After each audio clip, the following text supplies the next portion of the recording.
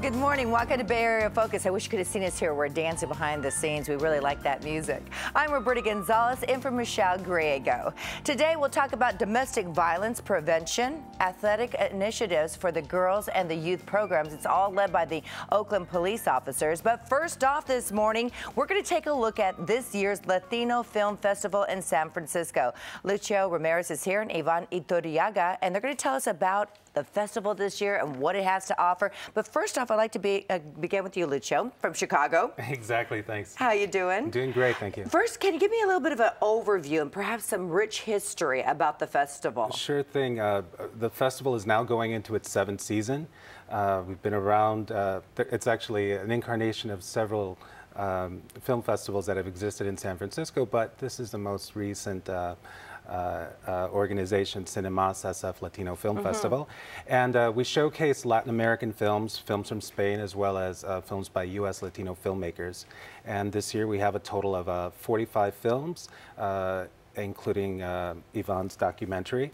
And so the film specializes in showcasing independent film, as well as films that are very celebrated in the film festival circuit around the world. So you say you highlight or spotlight 45 different films. What is the process? How do you pick those 45? It's very challenging, but we do a call for entry at the beginning of the year. A lot of films come in that way. We also scour the film festival circuit around the world to see what's happening and get in touch with various producers or distributors to obtain those films. Okay, so let's talk about one of those films. Yvan, that's why you're here today. Tell us what intrigues you about this particular festival and why did you enter? Well, I've been aware of this festival since I moved to the Bay Area like 7 years ago, and it started up. And I've actually had a short film in the festival already. So, you know, I've known Lucho for a while, and it's always good films. I like to know what's going on in Latin America also, so I'd like to discover these films that you don't get to see in pretty much anywhere else. Tell me about your film this year. It's a documentary about Pedro Guerrero, who's a Mexican-American photographer from Arizona. And I met him in 2010. He was 92 years old, and he just had these amazing stories that covered like 60 years of American history through, you know, his photographs. So I was intrigued, and me and my co-director, Ray Tellez, knew we had to tell his story. And I think we do have a little bit of a clip of your story that you're telling about Pedro's story, so perhaps we can take a look at that.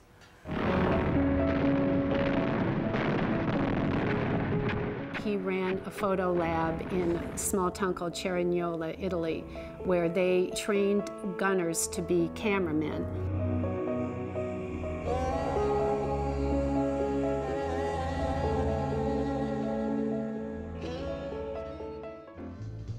Pete was most certainly part of what's now imagined as the glamorous Mad Men world of 1950s and 1960s.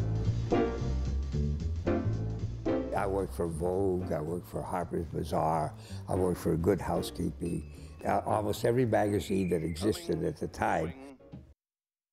Yvan, how did you meet Pedro Guerrero?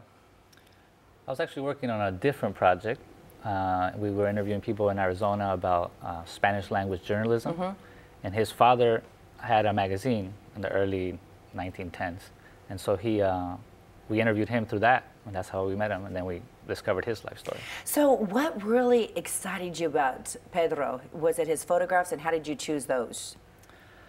More than anything was his stories. I mean, he was photographing some of the top American artists of the 20th century. And so if you know Frank Lloyd Wright, you know him through his photographs. And so it was amazing to meet the man who was behind all these iconic images. And he was also part of World War II. He stood against Vietnam War. So just all his life really was very appealing. Lucho, this year you're also going to be featuring women directors, correct?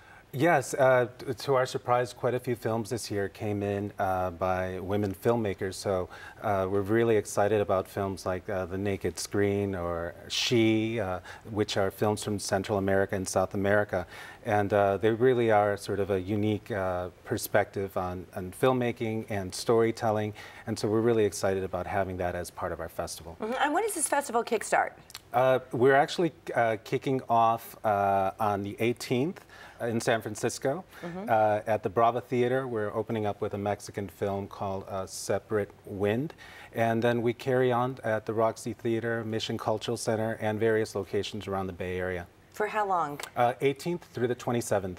Oh, this is exciting. It's really exciting, and we have some great parties, some music shows, so you can move your bones a bit and get a little excited and meet other filmmakers, cinephiles, and others that appreciate Latin American film. Live music? Live music. We have some great shows at the Verdi Club and at Brick and Mortar with Bang Data, which is a local renowned band. And quickly, Yvan, when can I see your documentary? It's on the 20th at 7 p.m. at the Mission Cultural Center. I'll be there. All right. Thank you. Gentlemen, this has been such a pleasure. Thank you so much for joining us on this very early morning. Thanks so much. I greatly appreciate it. If you want more information on Cine+Mas, log on to sflatinofilmfest.com. That's sflatinofilmfestival.com.